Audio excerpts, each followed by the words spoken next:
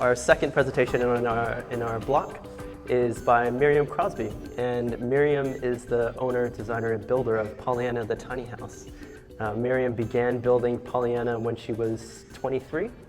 She spent some of her time finishing the house and working as an adventure therapy case manager and working with at-risk young people. And then the rest is spent preferably outside with family, friends, good food, puppies, church, writing, reading, playing music, studying counseling, running, hiking, traveling, and drinking lots of cups of tea. So living the dream. Miriam. Thank you. Hi, my name is Miriam, in case you missed that, and I live in Pollyanna the Tiny House. I have lived there for around about 2 years, from not having a bathroom or a kitchen, but just from lock-up stage, and that gave me enough incentive to finish the build as I went.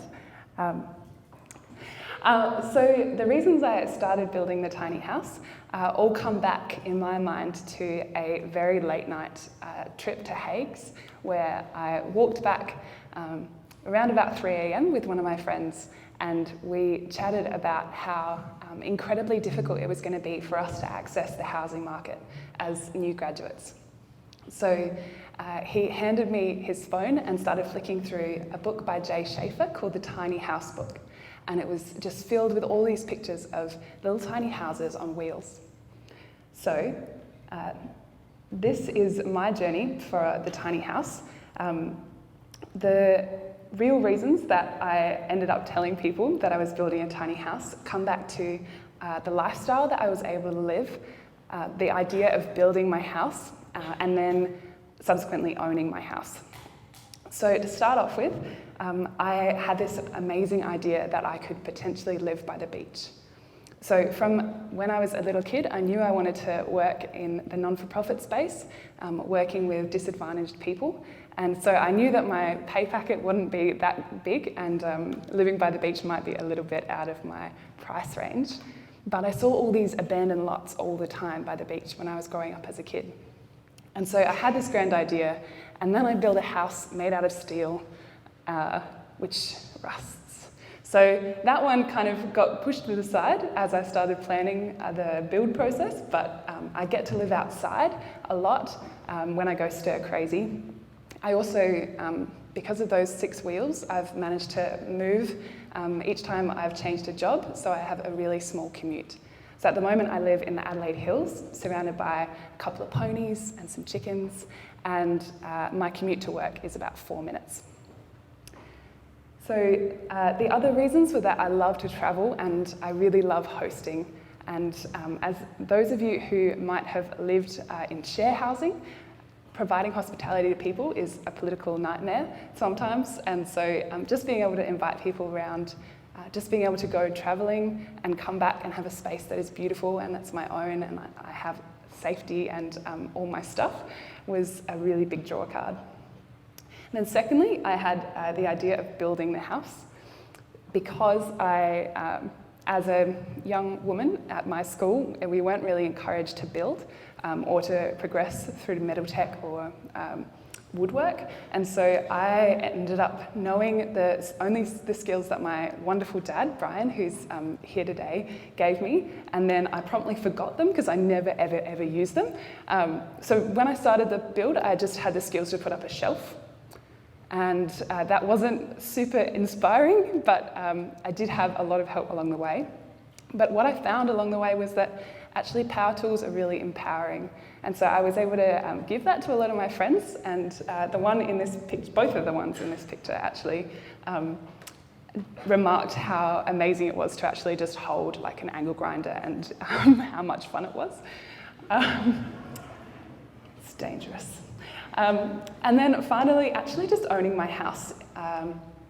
For people my age, the concept of owning our house is a little bit scary, and having essentially a $25,000 budget to lock up stage was a really big idea for me.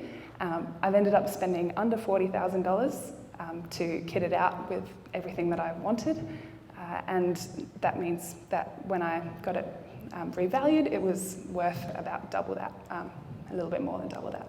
So it's been a good return on investment.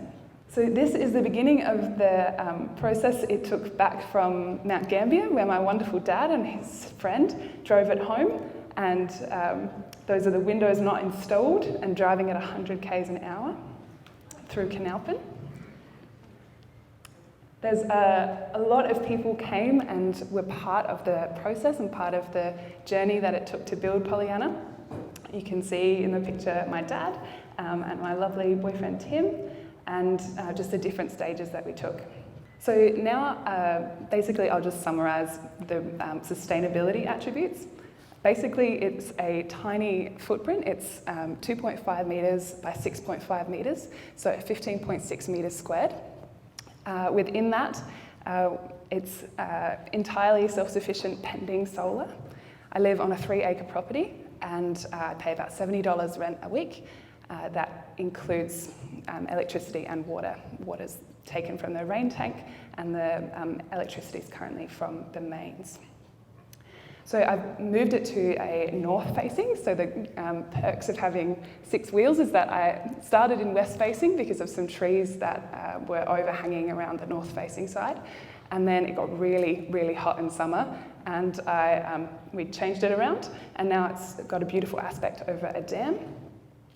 It also has a composting toilet. It has a chicken shed, veggie patches, a composting toilet, I think I said that. It's the big one, it's terrifying. A full shower, a coffee machine, a queen-size bed, a little projector for movies as well, a bathroom, a lounge, and importantly, a coffee machine and a convection oven for all the important things. And finally, I'm excited about the possibilities that tiny houses might mean for the future. I personally started the journey on a bit of an adventurous whim, and I've loved it. But as I've built, I've come to realise how many people are without housing in South Australia and across the world, and how tiny houses have actually played a part in helping people across the world reduce that. So myself, and particularly my dad, Brian, are currently working on some projects that we're hoping to chat to people about and procure some funding for, around building houses for people that actually open up this space in South Australia. In addition, I think it's a really feasible option for young adults to access the housing market, maybe not as a forever home, but as a beginning for a lot of them. And then finally, I love the idea of actually reducing the housing spread. So we're using a lot more energy and resources to build these massive houses. But if we are building a little bit smaller and a little bit more efficiently, we can actually benefit from the land that we have around us. So I just want to thank you for having me here for these 7 minutes. And feel free to come up and chat to me afterwards if you want to discuss any of those things.